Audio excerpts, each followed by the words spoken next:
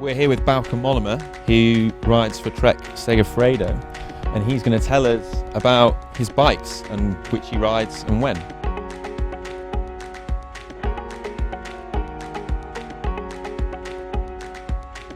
Yeah, well, this is my two road bikes. I use my climbing bike, the Madone, the most, but this is the new Madone. It came out last year. It's an aero bike, and yeah, I like it also a lot. It's a really fast bike. You can see, the shape, the handlebar. It's so thin. Yep. You really feel it's an aero bike. Especially when the speed is a little bit higher, or when in a small descent, you just feel the bike wants to go. So that's a really nice feeling. You just save watts like that. It's not too heavy. It's about 7.2 kilos. So I think especially for an aero bike, that's really light. And yeah, you just look at the bike. It's a great bike to see. And we got it just before the tour. I rode with it in Dauphiné.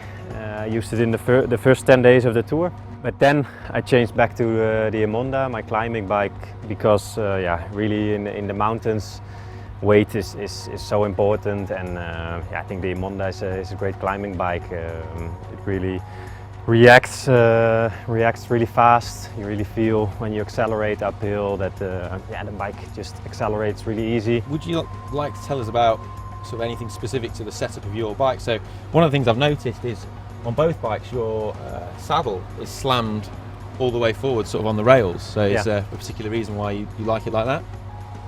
Yeah, I like it like that. It's just my position. I did a few bike fittings last year, and I moved the saddle more to the front. Also a bit lower the saddle compared to the years before. And I like the position, and the position is exactly the same on the two bikes. I think I'm about 7 centimeters behind the bottom bucket. Okay. And it's quite easy because the position is the same to change bikes. Of course the handlebar is different, but personally I don't have my hands here too much. I'm mainly having my hands here. So yeah, the handlebar is different, but that makes it easier to change. And what about tyre and wheel choice on your bikes? We are having the 5 wheels, the 3 centimeter wheels, mainly for uphill finishes or when it's a really hard climbing day. But I like the 5 the most. It's, I think the difference between the 3 centimeter wheels and the 5 centimeter wheels is just 90 grams, more or less. So yeah, the 5 wheels are when it's fast, they're nice to ride with. This is the wheels I use the most, and we have Veloflex tires, 25 millimeters this year. Last year we used 23s, but personally I prefer 25. You have a bit more grip, especially in the descents, and that's important for me to be more confident. Cool. And I've noticed you've just got a fairly standard 1128 cassette on the back of both bikes. Yeah. Is that something you tend to run all the time, or if you were in the Giro or something and you were going up the Mortirolo Pass, would you ever put on a 32? Or? Yeah, then I would put on a 32, but I think most of the races and always in training I use 1128. Some of the flat races you use 25 in the back, and I think that's just a few times a year. Sometimes in the Giro, well, I'm not doing the Giro too much, but in the Vuelta or maybe Basque Country, you have some really steep climbs.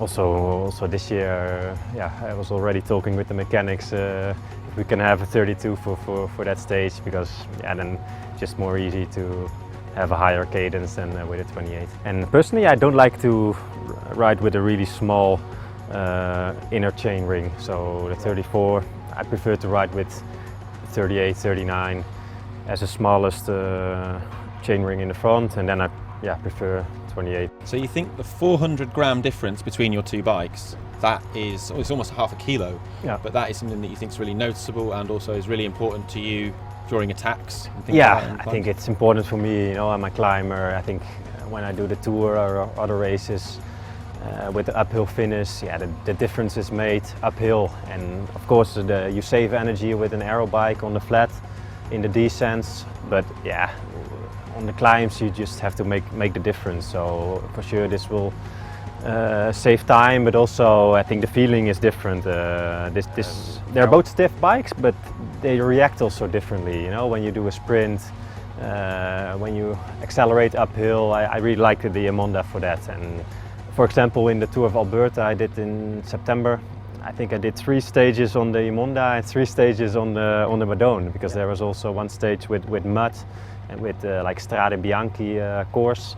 So yeah, then this is a really comfortable bike again to use. But then again, yeah, when you have an uphill finish, then the Emonda is my first choice.